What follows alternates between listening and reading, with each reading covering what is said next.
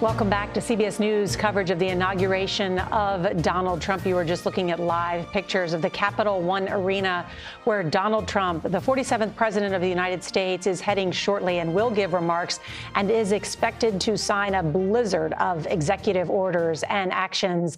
There he is now live with the First Lady as they make their way to the east front of the Capitol and scheduled to depart shortly. Want to bring in Robert Costa. And because this was a remarkable comeback by Donald Trump and inaugural address in which he outlined many of his passions and priorities. That's exactly right, Nora.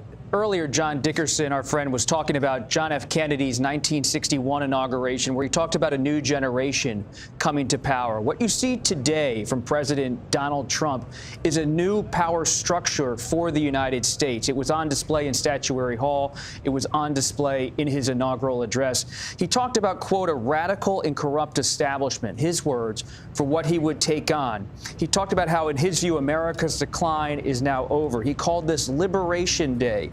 He said he would be a peacemaker.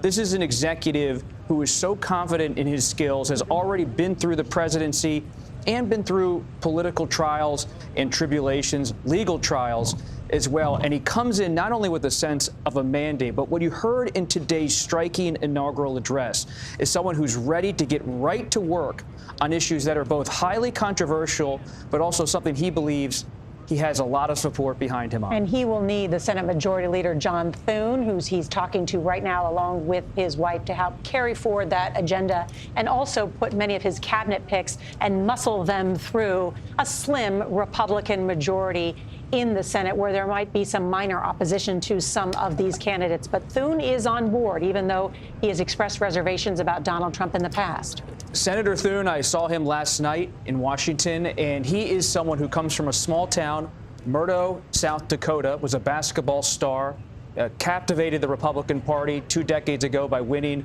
a coveted Senate seat long held by a Democrat.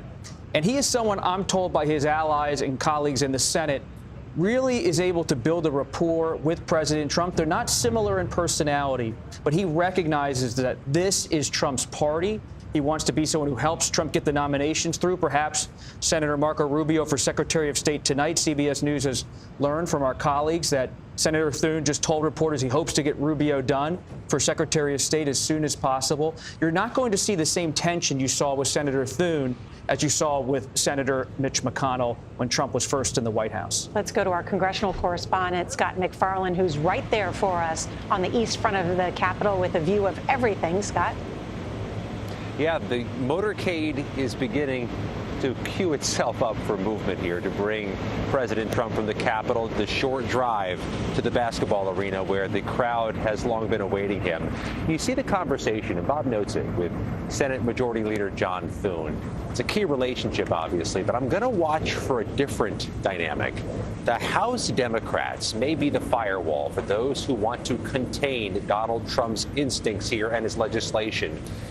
Donald Trump is entering the presidency with a particularly narrow majority in the U.S. House for Republicans. Just 1 or 2 votes can swing anything. And just today, Nora, another House Republican stood down to join the administration. Mike Waltz of Florida is no longer Congressman Waltz. He is to be the national security advisor, making that an even razor-thin majority for Republicans. It's going to be difficult for Trump to navigate through this House majority to get legislation passed in the coming months. It's an excellent point and something we'll be watching very closely as the president relies on this Republican majority, albeit a slim one, in order to move through much of the ambitious agenda that he has laid forth with and was elected by his supporters to carry out. And we'll continue to watch this motorcade. I want to bring in Terry Sullivan, CBS News political contributor and the former campaign manager for Marco Rubio's 2016 presidential race. And Terry, how do you see how President Trump will govern? Yeah, look, I mean, we heard it in his speech when he talked about a new golden age in America. He's going to hit the ground running. We see this with all these executive orders. He's aggressive, and he's far better prepared this time. I think he and his team were even caught off guard last time. He's had the 4 years in between to prepare for an agenda and how to implement it. He's ready to go, and I think we're going to see a lot of action from the Trump administration and a lot more discipline and effective and efficient administration over the next 4 years. You know, it's interesting, as our colleague Major Garrett has pointed out in his book, Mr. Trump's Wild Ride, when Trump came in the first time, there was no roadmap. No roadmap. And they threw out the transition document, the playbook. And so there were, in some ways, took some time to catch up. That's much different this time around.